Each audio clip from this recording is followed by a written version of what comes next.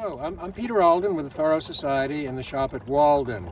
We're very pleased right now to present to you some of the favorite waterways that Henry Thoreau cruised in various watercraft around the Sudbury River near Walden, and we're headed up to Fairhaven Bay, which is a widening of the Sudbury River. And I'm a local naturalist and author, and pleased to bring you a few minutes here of what it's like on the water here in Concord, Mass. in 2021. This is Dave Witherby and Sarah. Sarah was the one who found the actual site of the very first bald eagle nest in Concord in at least several hundred years that raised a baby last year. And Dave Witherby. And Dave is a feature writer for a wonderful magazine we think some of you people might like. This is a recent issue of Discover Concord, a guide to the great outdoors. And in every issue, what page is it on there? But he has pictures of, natural subjects here there it is, Concord's Wild and Scenic Rivers and Ponds, story and photography by Dave Witherby. And every issue, this comes out every 4 months, and it's given free. It's mainly flogging expensive, overpriced real estate. But it had some interesting articles on some other areas of interest to us, the October Farm Riverfront, some little fluff piece on a local naturalist, and Great Meadows, and other things of interest here. And here's our hero, Henry David Thoreau, on an article by Concord's Commitment to Conservation, a magazine that will be available for some of you if you're visiting here in Concord. Dave is a hell of a photographer. He's retired from the financial services and is a member of the Thoreau Society. And we're just going to see what we see here in photograph as we go on the same waters that Henry canoed in so many years ago. But Henry is still with us, as many of you know.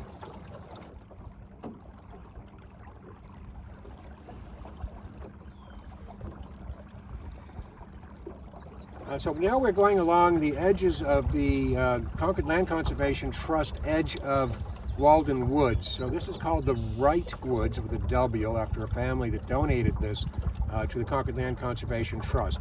Fairhaven Hill would be off that way. Walden Pond is to our east here. And we're gradually getting towards this opening of the Sudbury River known as Fairhaven Bay. Very frequently canoed place by dear old Henry. As we're going along, I know it's difficult to hear, but we've been listening to northern yellowthroats, warbling vireos, red-winged blackbirds. I've been hearing eastern kingbirds that winter all the way down to northern Argentina. We've been seeing barn swallows, which winter in the Amazon in particular. So the summer flush of insects and fruits up here in New England attracts a lot of birds that spend part of the year in the tropics and part of the year up here in the greater Concord area. We also have the river lined with water lilies that are about to come out, both the fragrant or white water lily and then the spatterdock, which is just sort of a yellow one. I think I see a few starting up there on the edge. So we've had some heavy rains here in June recently, and we may get some before we're off this boat. But that's a red-winged blackbird going conqueree.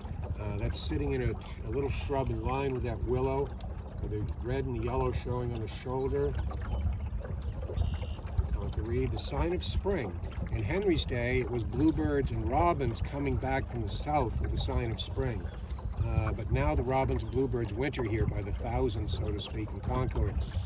Now the red-winged blackbird is our avian sign of spring coming back.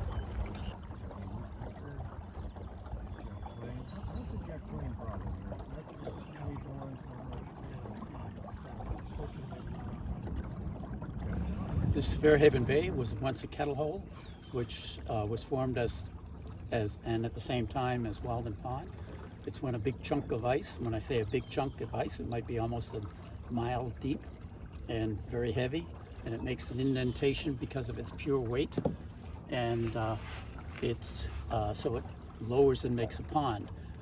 They tend to be very deep. Walden is the deepest lake in the state of Massachusetts. Quabbin's deeper, but it's not a lake, or it's not a man-made, it's a man-made thing, not a natural thing. And Fairhaven Bay has filled up with sediment over the 10 or so thousand years that it was started as a kettle hole.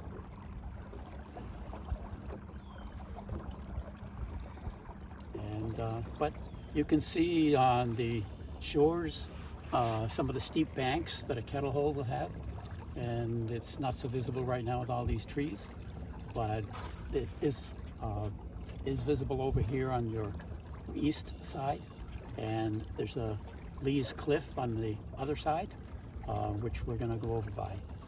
That has some Henry David history in it as well. Great blue heron. You don't hear them talk too much. He was sort of surprised to see us.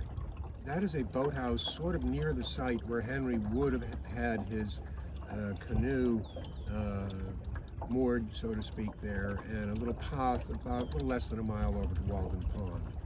But it's surprising to some of us why he chose Walden Pond rather than here on Fairhaven Bay, given his love of the water and water trips. You know, we wonder why Henry chose that other place in Walden, but it may have just been because of the gift from his friend Ralph Waldo Emerson. There goes the great blue heron coming by. Look at it flying with the neck out. That's unusual to see.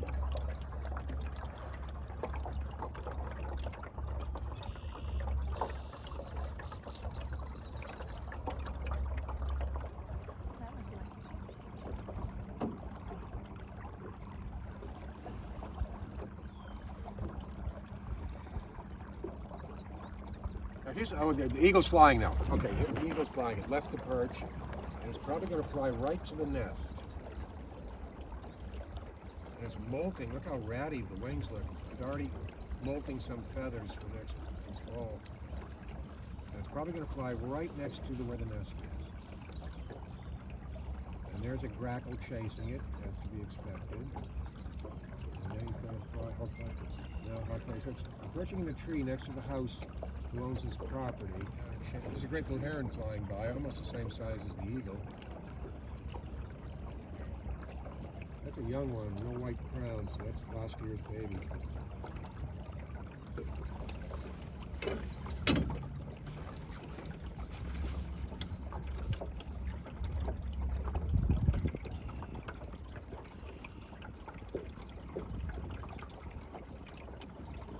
Now, as I look at that nest, I'm not seeing any action in the nest right now.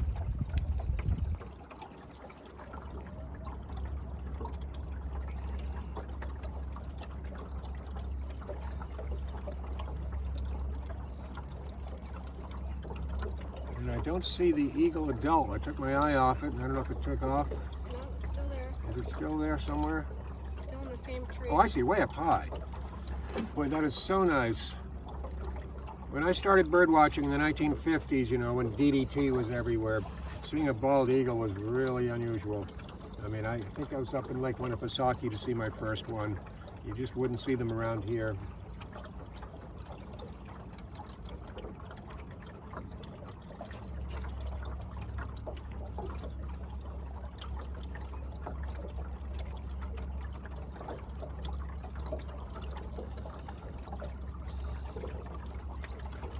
So this is a real adult here. May still be a little bit of a spot on the behind the eye, but full yellow bill, clear white tail. So this eagle's at least 4 years old, maybe 5. We were here at Henry David's time. Yeah. Without those trees, and Yeah. there were no trees there, Yeah. especially after he burned them. Mm-hmm. The view and the vista is incredible looking out here, and so it's kind of neat to go up there and imagine it without the trees. Well, let's burn down the forest again then, so we can get some pretty Correct. views then. Yeah.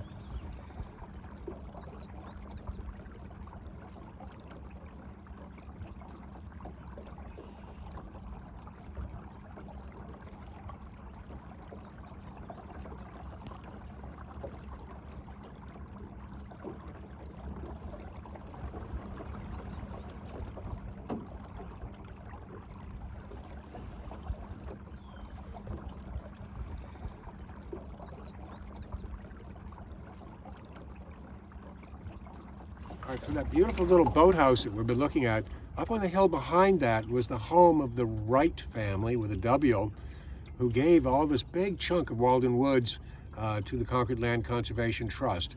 And they had a big, huge 3-story house there with Adirondack furniture and bookcases, and it was lived in by the land manager of the Concord Land Conservation Trust.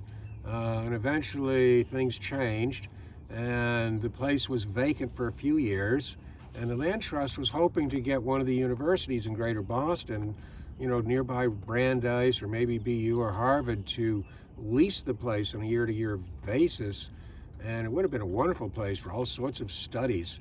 But they couldn't do it, partly due to the beavers that came in here and sort of polluted the water supply, and they would have had to spend a heck of a lot of money cleaning up the water here. It was also difficult getting fire trucks in and various legal hassles. And so this beautiful house in this beautiful spot overlooking this beautiful bay here, Fairhaven, they just had their hands tied and they had to take the house down, and it's now gone. It's just a grassy area right now, but it would have been a great home for the Thoreau Society headquarters or some such thing at some point. But it's now been reverted back to nature. But we're at a very central point where Henry, when he left Walden and walked here and wanted to get into his boat and head downstream or upstream, this is a place that Henry probably visited 100 times a year in Fairhaven Bay. And I wish that more of our members of the Thoreau Society could spend some time out here on the water. But anyways, Magda is giving it to you almost live here, taken this year in 2021, here on Fairhaven Bay before a big black cloud thunderstorm and lightning is about to hit us. So if we never see you again, nice chatting with you. But off in the distance, we're hearing the Peter, Peter, Peter of a tufted titmouse. And the tufted titmouse was one of a dozen birds which Henry never knew. Because they've all come north due to climate change, bird feeders, multiflora rows in the case of the mockingbirds. But that is the tufted titmouse, and I call it the nightingale of New England because it goes Peter, Peter, Peter, and it just warms my heart when I'm all alone in the woods.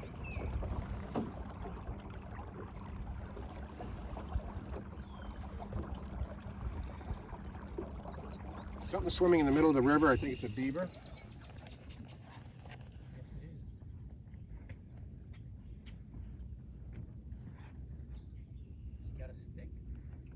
Something in his mouth.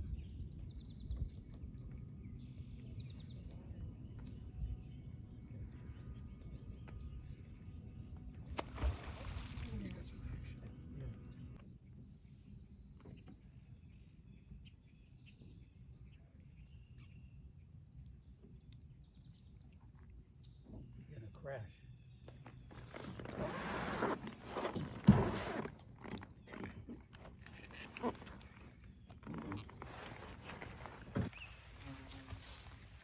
This was a great place for Henry David because of the vegetation, and the vegetation is here because the soil is so sweet. It's sweeter than it is in most of the acidic New England and acidic Concord. I think probably the only couple of good places where you can find the sweet soil is in the limestone in Estabrook Woods. But this one isn't from limestone, it's a different formation. And in any case, the sweetness of the soil has these plants like the saxifrage that was spotted over here and on the side of a little cliff, so that the saxifrage looks like it's coming out of a piece of granite. It comes right out of the side of the wall.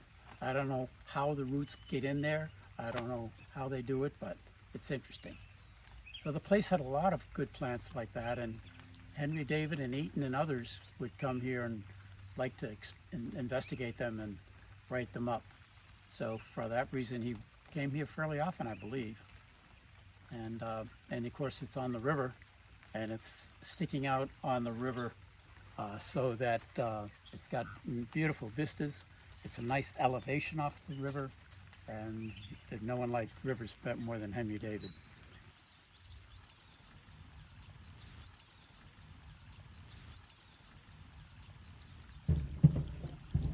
You're the captain. And they say a cold front's coming in tomorrow, sort of. Sort of. I only threw the air conditioning in yesterday afternoon.